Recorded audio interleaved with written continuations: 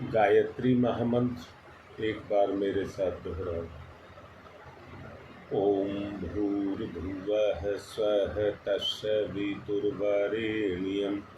भर्गो देवस्य धीमहि धियो यो नः प्रचोदयात्।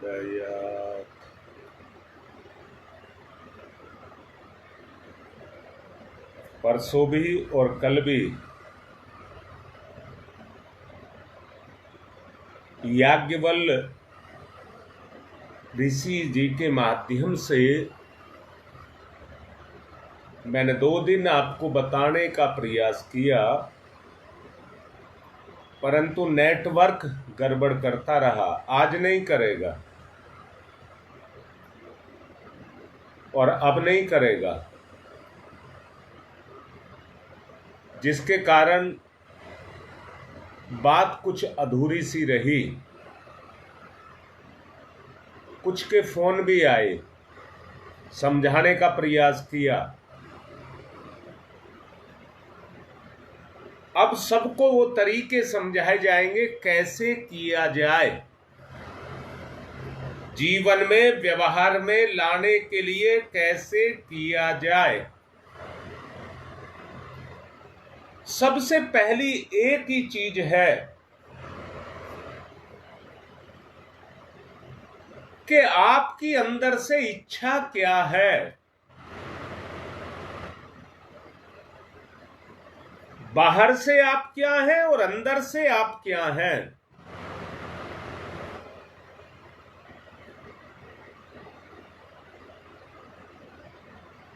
आपको दोनों बात समझाने के लिए मैंने ज्ञानेंद्रिय और कर्मेंद्रियों का बताया था।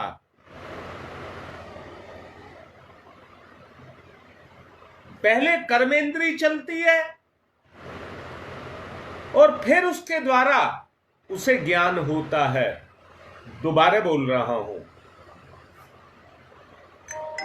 आप किसी को कोई काम करते हुए देख रहे हैं,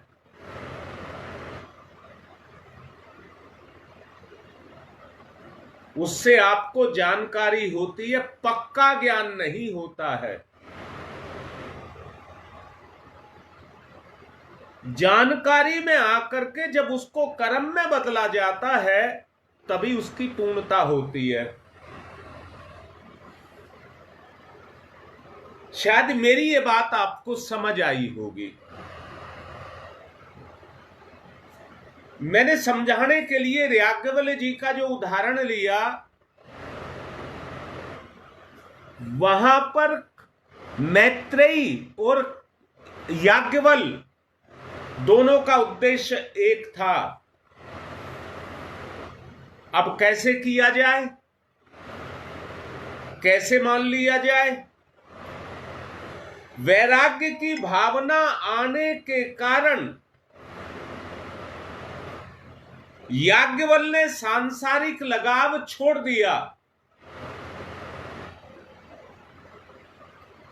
और अपनी संपदा दोनों पत्नियों को बांटने की बात की।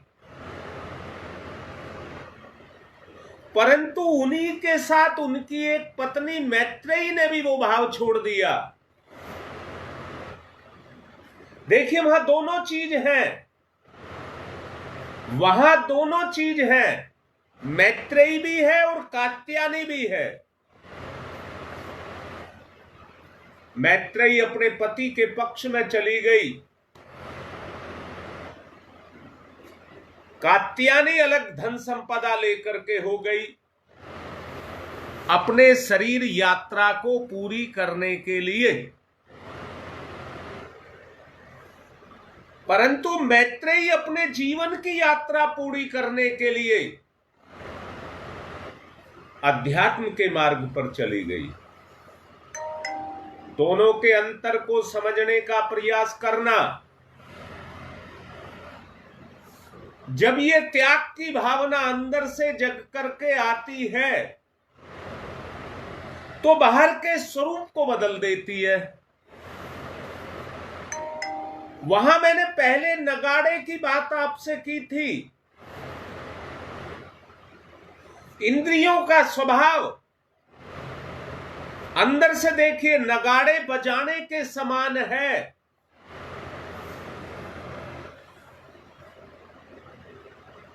वो बेटा कुछ नहीं देखती, केवल अपना सुख देखती है। इंद्री कुछ नहीं देखती, केवल अपना सुख देखती है। परंतु उसका दूसरा पक्ष जो है हमें कर्म के बंधन में भी बांधता है। यह मैं दूसरी बात भी कहूंगा, अगर कर्म को आत्मा के अनुसार किया गया है तो वो बंधन से मुक्त भी करता है। दोनों बात बताने का प्रयास किया है, जरा सोच लेना और समझ लेना।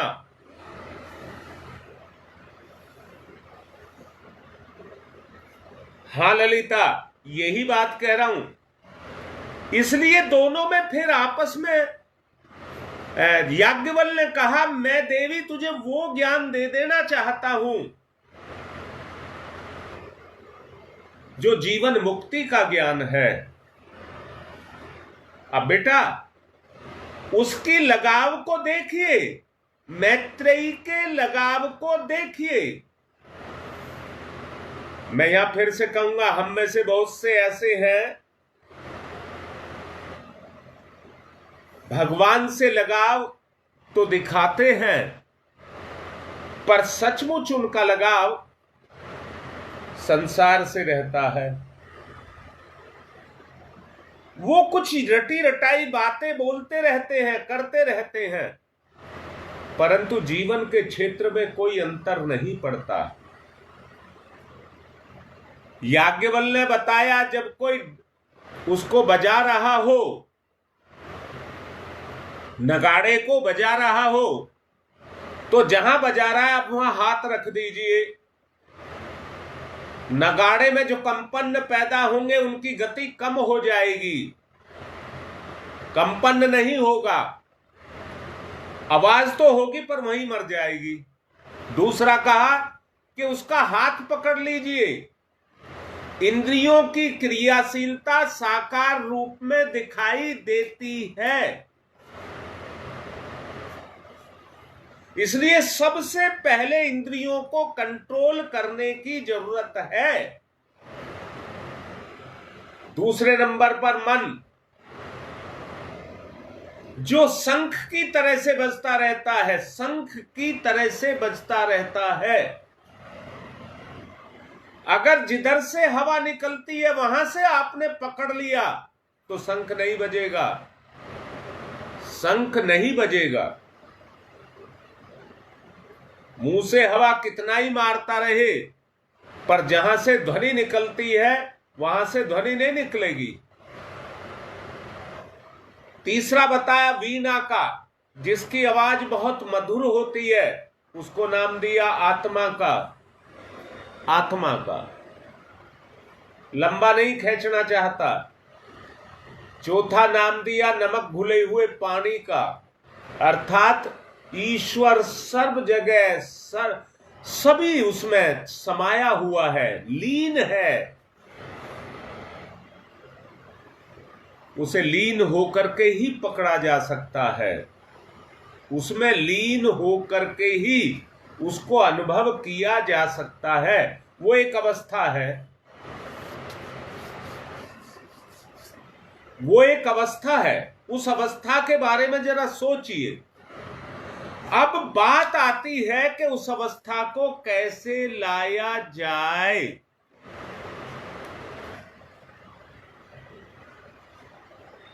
अब मैं वो समझा रहा हूं आपको कैसे लाया जाए। मानवीय क्षमताएं क्रियाशीलता पर निर्भर करती हैं। क्षमताएं तो सबके अंदर होती हैं, परंतु वो उसकी क्रियाशीलता पर निर्भर करती है। बोलो बेटा, इतनी बात समझ आई? मानव में क्षमता तो है, पर वो उसकी क्रियाशीलता पर निर्भर करती है। जो क्रियाशीलता है उसी को प्रतिभा कहते हैं। उसी को प्रतिभा कहते हैं। अब यहां पर एक बात आती है, जिस अनुपात में आप क्षमता का प्रयोग क्रियाशीलता में करते हैं, उसी अनुपात से आपकी प्रतिभा भी बढ़ती चली जाती है। बोलो बेटा, कितनी बात समझ आ रही है?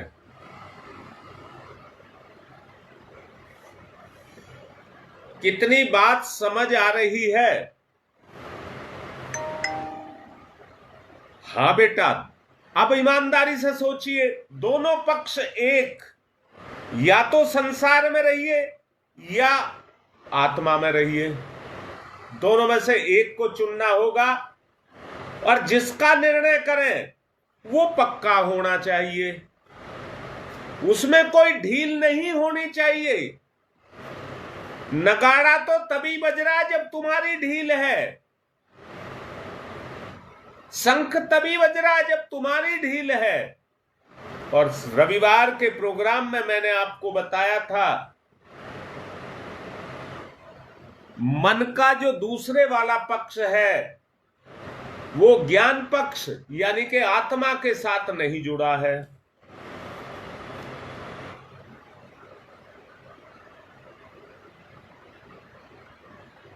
मनुष्य में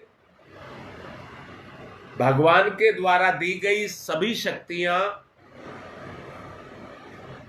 सबके अंदर समान रूप से विद्यमान होती हैं,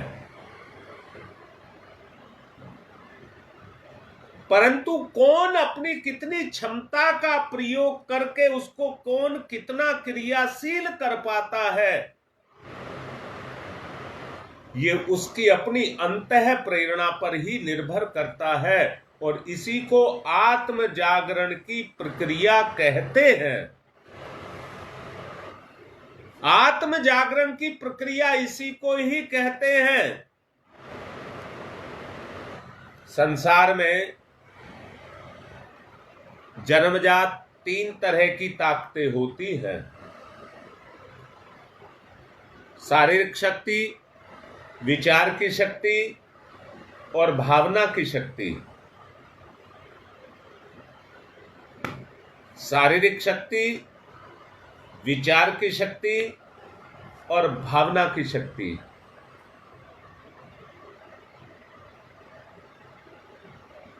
हाँ योगेश, बात यही है, सही बात यही है। अगर क्षमता क्रियाशील नहीं होती है तो कुंठित हो जाती है।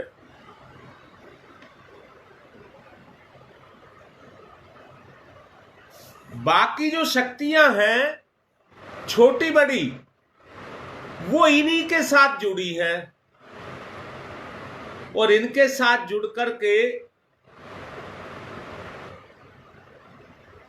इनसे अपना प्राण लेकर के और क्रियाशील होती रहती है।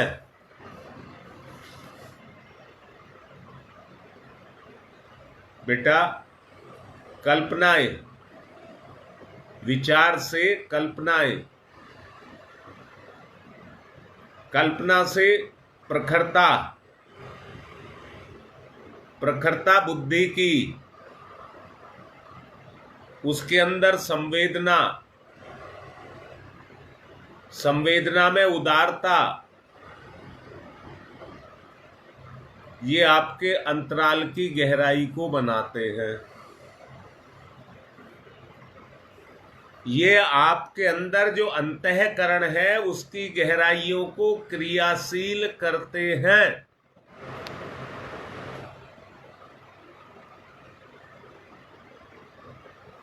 अच्छा, मुझे एक बात बताओ, क्या हर व्यक्ति की क्षमता उसकी क्रियाशीलता पर निर्भर नहीं है? क्या वो उसके व्यवहार से नहीं झलकती है? हम सबको स्वार्थ दृष्टि से देखते हैं। उस स्वार्थ दृष्टि के कारण हमको ये सब बातें समझ नहीं आती।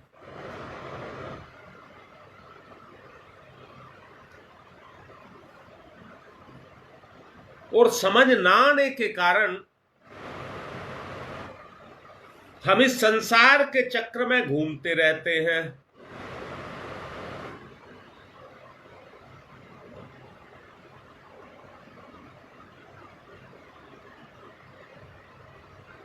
जी, शकुंतला बिल्कुल ठीक कह रही है, तभी होगी।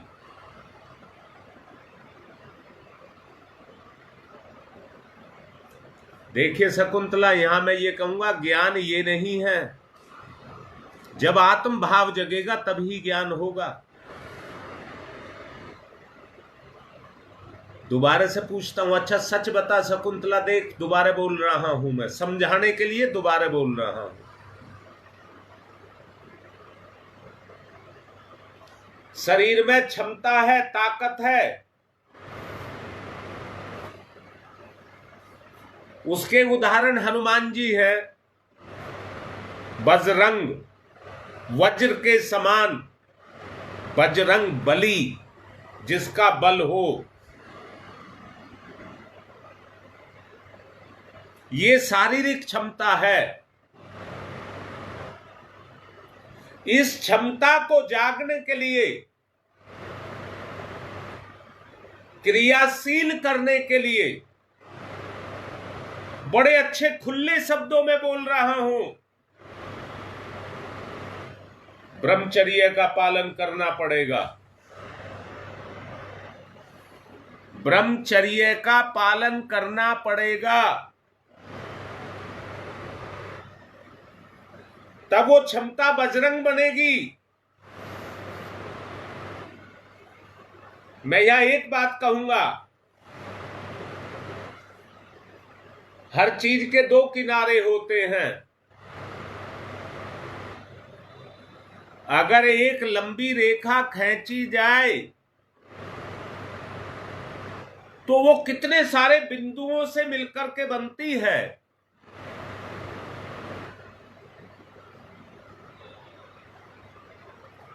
जब वो बिंदुओं से मिलकर के बनती है तो उसकी क्रियाशीलता किसी पहले बिंदु से होती है और आखिर तक जाना पड़ता है। यहां दो बात समझेंगे, एक मैंने रेखा की बात कही और दूसरी कहता हूं व्रत की। व्रत गोला,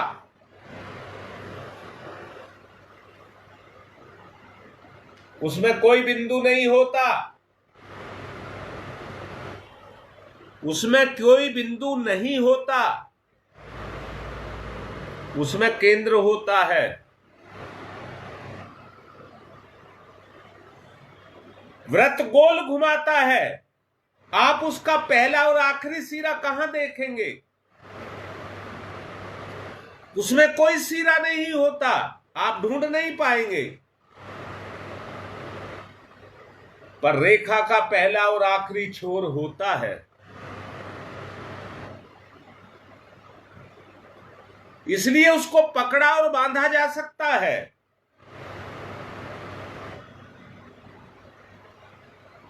व्रत को नहीं,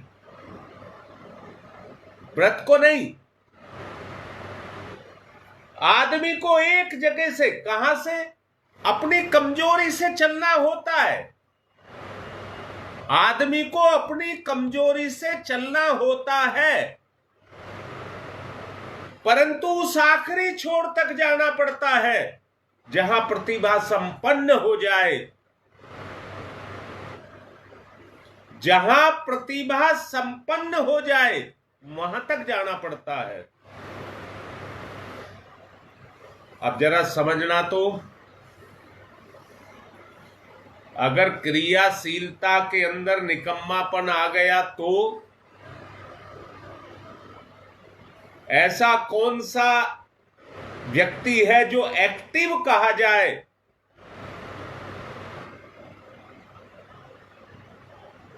वो वही होगा जिसे अपना कर्म दिखता हो, जीवन दिखता हो,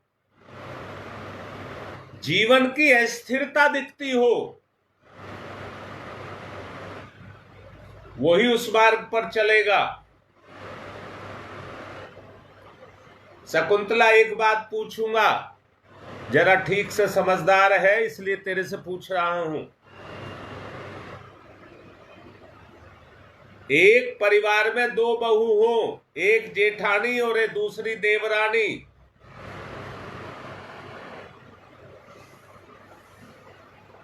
हाँ सविता सुन मेरी बात को, क्या शुरुआत करनी पड़ेगी वो जरा बताना चाहता हूं। एक परिवार में दो बहुएं हैं, तो दोनों बहुओं के मन में कौन सी चीज काम करती है? मन की बात कहा है मैंने, और मन का एक पक्ष कहा है, कर्म पक्ष कहा है। उनके मन में क्या चीज काम करती है? अरे मुझे कुछ ना करना पड़े, ये इशारा कर लिया करे, तो उसके लिए क्या करती है? वो उसको कहती है ये कुछ नहीं करती, और वो उसको कहती है कि वो कुछ नहीं करती।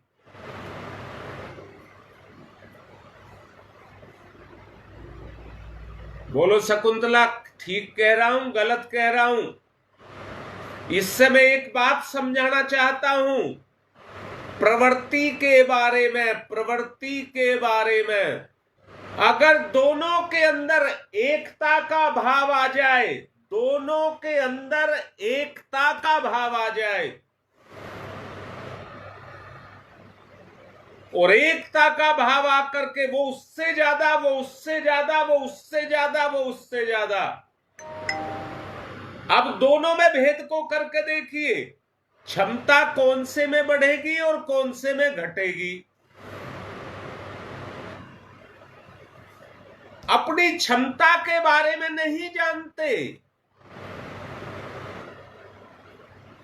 विरोध के बारे में जानते हैं, विरोध के बारे में जानते हैं।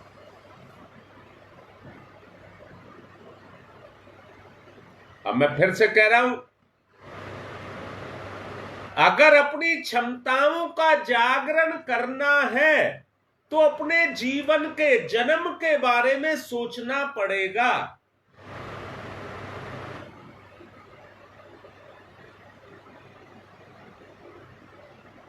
मेरा जन्म कैसे सफल हो?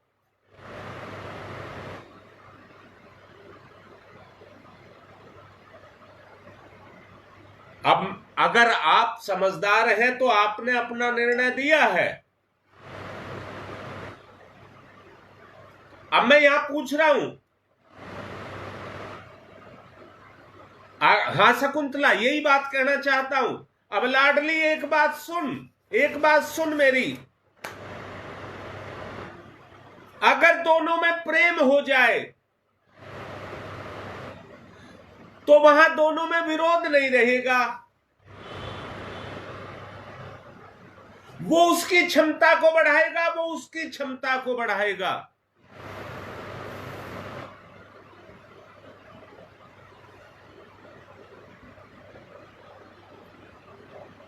बताइए, अगर ऐसा कोई घर हो, अच्छा परिवार क्यों टूटते हैं? परिवार यदि टूटते हैं तो क्यों टूटते हैं? क्यों वो सम्मिलित बन करके नहीं रहते?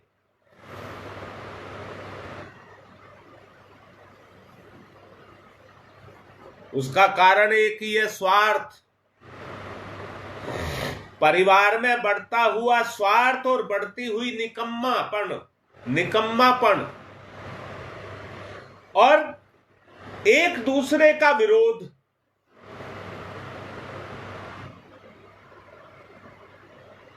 सुदेश बहुत अच्छे से देख ले बेटा। अब मैं ये कह रहा हूं,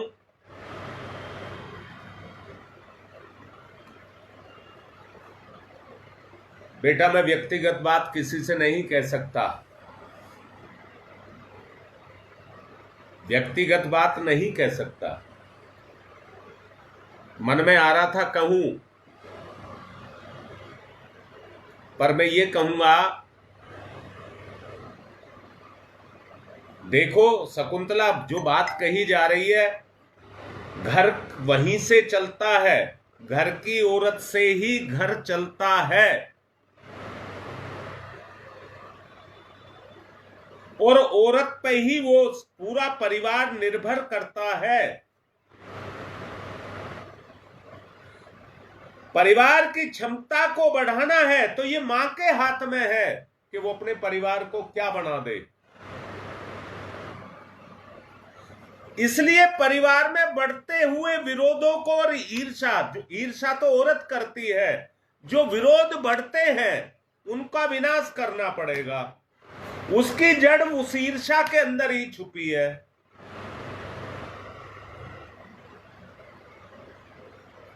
बोलो भाई, बात करो।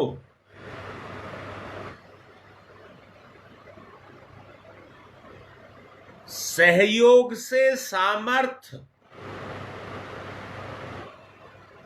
अपनापन होने के कारण 11 गुना हो जाती है, और मैत्रेयी और याज्ञवल्क्य के भाव से अगर किया जाए तो वो पूर्ण हो जाती है।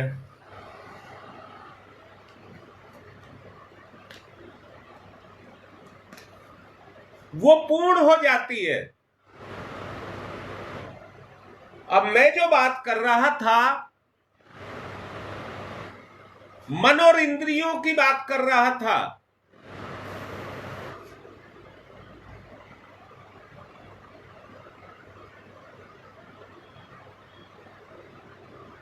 मन और इंद्रियों की बात कर रहा था।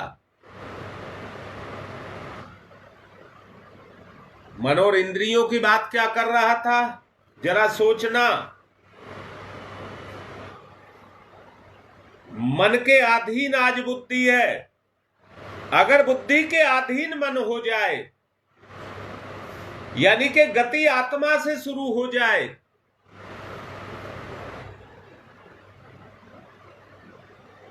हाँ बेटा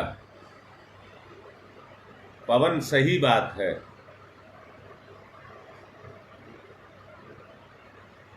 मैं ये कह रहा हूं, अगर आत्मज्ञान बुद्धि में उतरने लग जाए और बुद्धि का ज्ञान मन में उतरने लग जाए, उसका वो क्रिया पक्ष मजबूत हो जाएगा।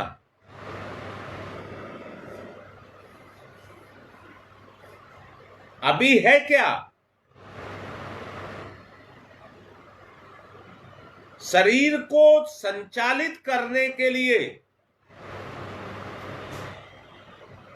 जिस ईंधन की आवश्यकता है, आंख, मुंह, नाक, ये जो कर्मेंद्री है 5, इनके द्वारा उन तत्वों को खींच करके इसके अंदर डालती हुई रहती है।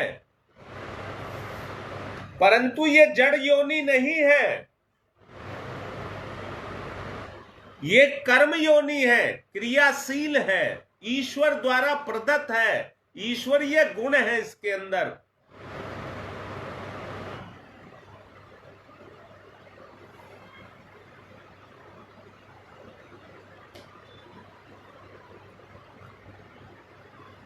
जब वो गुण काम करते हैं तो उसमें अंदर की ताकत, आत्मा की ताकत, जिसको वीणा की ताकत कहा गया था, वो काम करने लग जाती है।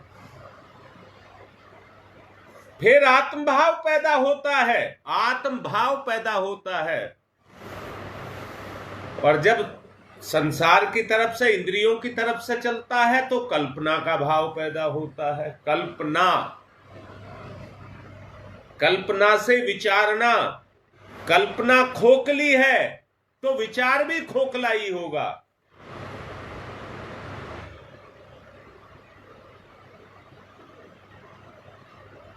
बोलिए, बात आपको साफ हो रही है, नहीं हो रही?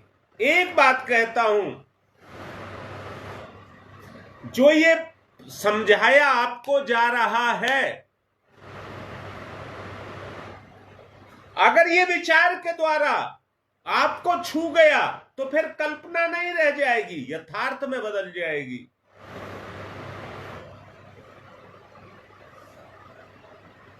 दोबारा बोलता हूं, गंदा वाला पक्ष बोलता हूं, गंदा वाला पक्ष। जैसे मैंने अभी दो देवरानी और जेठानी की बात की है,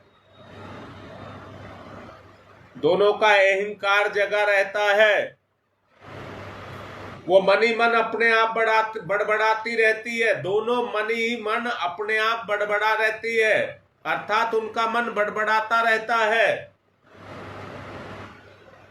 और तरह तरह की कल्पनाएं करता रहता है। ऐसे व्यक्ति का मन स्वप्न पैदा करता रहता है, सपने में रहता है, सपने में रहता है, कल्पनाओं में रहता है।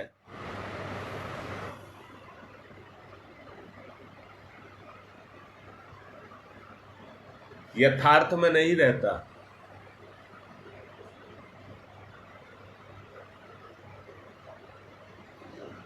और कल्पनाओं में रहने के कारण उसमें भावना पैदा नहीं होती।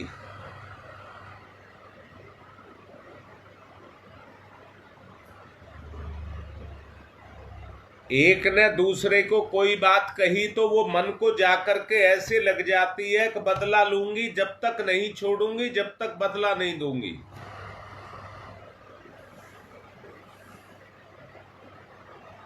पवन बिल्कुल ठीक बात है, परंतु वो तभी जब दोनों में प्रेम हो।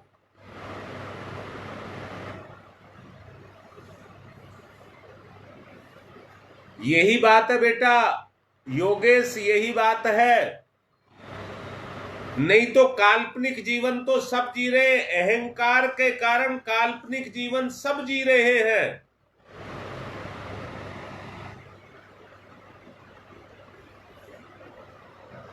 कौन किसके भले की बात सोच रहा है? सब अपने भले की बात कर रहे हैं।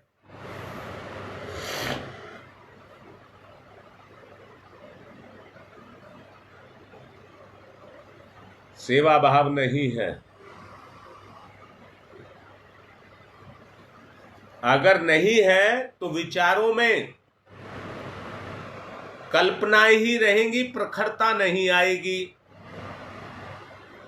प्रखरता आती है बुद्धि के तेज से, बुद्धि के तेज से जब आती है, जो प्रकाश की बात अभी लिखी है,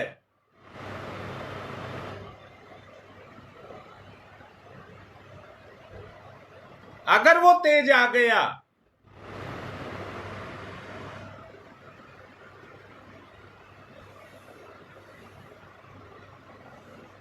सुमन बेटी,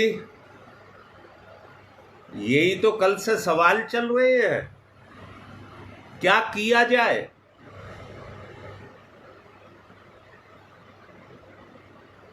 यही आपको बताया जा रहा है। आपके पास 3 चीज है, विचारना, कल्पना, भावना।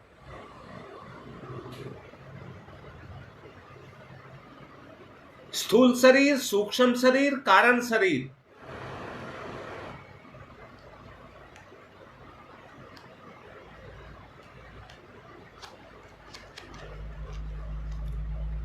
ये तीनों साथ जुड़े हैं, एक साथ जुड़े हैं। तीनों शक्तियां आपस में, तीनों की शक्तियां आपस में समन्वित होती है, तभी क्षमता बनती है। और सबके अंदर है, किसी के अंदर नाम मात्र की है तो किसी के अंदर विराट स्तर की है। मैंने अभी कहा है, शुरुआत विराट से निम्न तक जाएगी या निम्न से विराट तक जाए, ये आपको सोचना है। संसार में आकर के जीव निकम्मेपन के लिए एक दूसरे से लड़ाई को लड़ता रहता है। चेतना कुंठित होती रहती है, समझ किसी को नहीं आता। प्रखरता जैसे जैसे आएगी वैसे ही वैसे उसका परिणाम भी आएगा।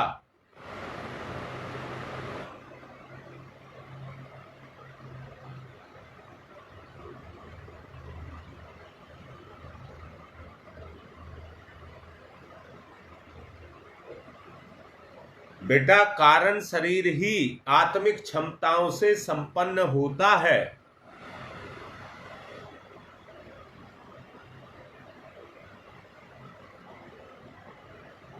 भावना उसके अंदर काम करती है।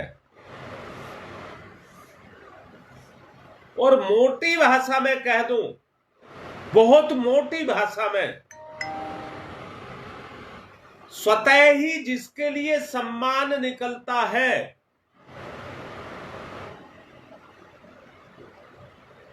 वहां भावना है।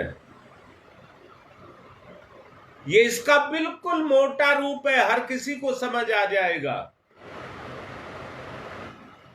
अगर आज आदमी मजबूर होकर के काम को कर रहा है,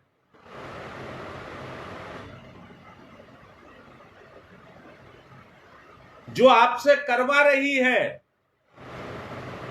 वो आपकी भावना ही है।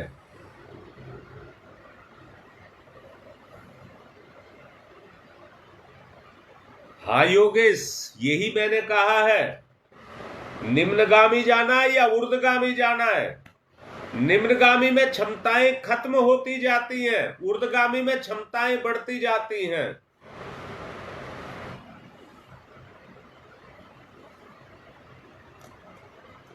बेटा, इसे कल भी समझाऊंगा, अभी मुझे पूरा नहीं लग रहा है, कल फिर समझाऊंगा।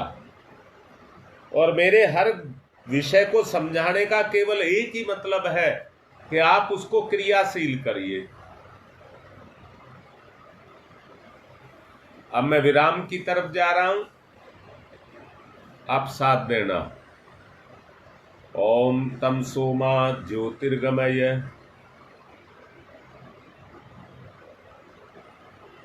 तम सोमा ज्योतिर्गमय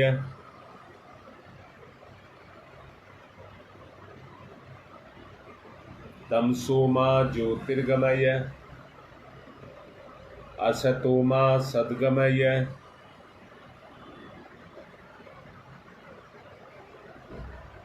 असतोमा सद्गमय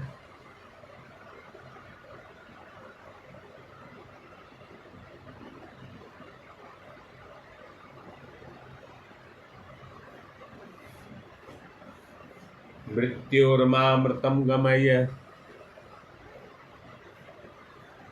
मृत्योर्मामृतं गमय तम सोमा ज्योतिर्गमय ज्योतिर्गमय ज्योतिर्गमय असतोमा अस्तोमा अस्तोमा सद्गमय सद्गमय सद्गमय मृत्योर्मा मृतं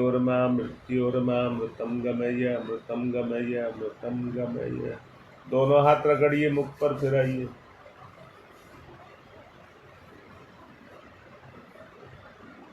आज तसल्ली हुई है अपनी बात को कह करके। नेट ने इतना परेशान कर रखा था, अब नहीं जाएगा। ये ऊपर जो आपको लगा हुआ दिख रहा है, ये इन्वर्टर से जोड़ दिया है कल,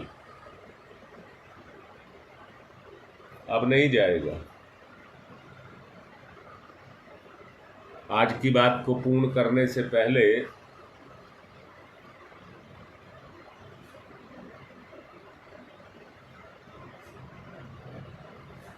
बाप बेटी दोनों का आज जन्मदिन है।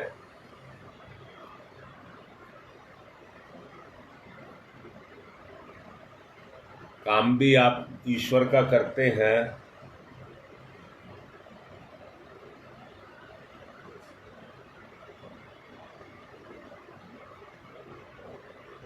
इन दोनों को खूब ढेरों आशीर्वाद देना। वो है योगेश शर्मा, आज इनका जन्मदिन है।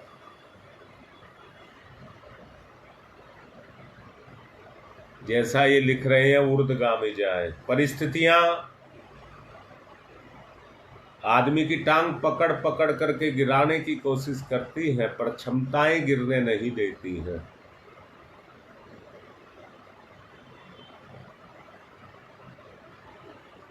इनको ढेरों ढेरों शुभकामनाएं, और इसी के साथ आज की बात पूर्ण।